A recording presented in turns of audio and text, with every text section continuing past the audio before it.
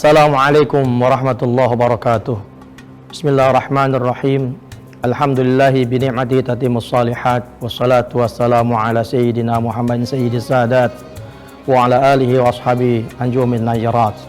Amma ba'du, para pemirsa yang dimiliki Allah Subhanahu wa taala, sejarah dunia telah mengakui bahwa peradaban Islam pernah mengalami zaman keemasan. Banyak manusia berbondong-bondong memasuki agama Islam dari berbagai macam kalangan, baik cerdik pandai, sejarawan, bangsawan, raja diraja, bahkan dari kalangan yang rendah sekalipun. Mereka tertarik masuk dalam agama Islam bukan ingin mengharapkan harta yang melimpah, kehidupan yang mewah, atau jabatan yang tinggi, namun karena memang kebenaran agama Islam telah merasuki ke dalam hati sanubari mereka, dan yang membawa agama Islam tersebut adalah junjungan kita Nabi besar Muhammad sallallahu alaihi wasallam. Dengan kebenaran agama Islam tersebut, menjadilah mereka umat yang berani, umat yang disegani, baik kawan maupun lawan. Menjadilah agamanya agama yang dihormati oleh dunia, dan mereka tidak gentar, tidak takut menghadapi musuh baik di dalam medan politik maupun di medan perang. Karena Allah Subhanahu wa taala telah menjamin mereka. Allah firmankan, "Fala takhafuhum wa khafuni in kuntum mu'minin." Janganlah kalian takut kepada mereka, takutlah semata-mata kepadaku andaikan kalian benar-benar orang yang beriman. Para pemirsa yang dimuliakan Allah Subhanahu wa taala, namun bahkan ini kita rasakan, apakah masih ada kehebatan Islam kita pada zaman sekarang ini? Kalau tidak, apakah penyebab-penyebab itu semua? 14 abad yang silam baginda Rasul sallallahu alaihi wasallam telah menyatakan jangan sampai terjadi umat yang dialaminya, yaitu penyebab-penyebab runtuhnya kehebatan Islam. Baginda Rasul sallallahu alaihi wasallam bersabda, "Idza azzamat ummatid dunya dinaran wa dirhaman, nuziyat minha haibatul Islam. Wa idza tarakatil amra bil ma'ruf wan nahyi 'anil munkar, hurrimat barakatul wahyi. Wa idza tasabbat ummati saqatat min ainillah." Kata baginda Rasul sallallahu alaihi wasallam, di antara penyebab runtuhnya agama Allah Subhanahu wa taala Islam, yang pertama adalah apabila umat Islam telah mengagung-agungkan dunia, emas, perak, pangkat, jabatan, kehidupan dunia yang lebih diprioritaskan daripada kepentingan agamanya, maka Allah Subhanahu wa taala akan cabut dari hati mereka kehebatan Islam. Apabila umat Islam sudah meninggalkan amar ma'ruf nahi anil munkar, maka Allah Subhanahu wa taala akan angkat keberkahan wahyu.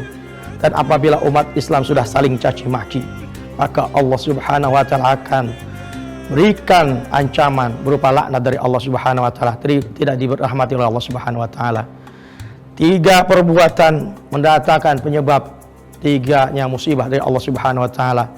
Yang pertama, apabila umat Islam sudah mengagung-agungkan dunia, emas, perak, pangkat, jabatan, mengejar dunia melebihi daripada kepentingan akhiratnya, mengumpulkan harta, deposita, lalu mereka lupa membelanjakannya di jalan Allah Subhanahu wa taala, maka dalam hal ini Allah Subhanahu wa taala akan cabut dari hati mereka kehebatan Islam, karena ketawakalan mereka kepada Allah Subhanahu wa taala akan kurang.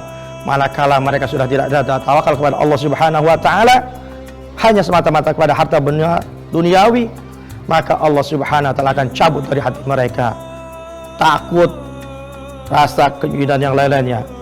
Yang kedua, apabila umat Islam sudah meninggalkan amar ma'ruf nahi anil munkar, minimal dalam keluarga mereka tidak memberikan pendidikan kepada anak dan istri mereka berkaitan tentang tuntunan agamanya.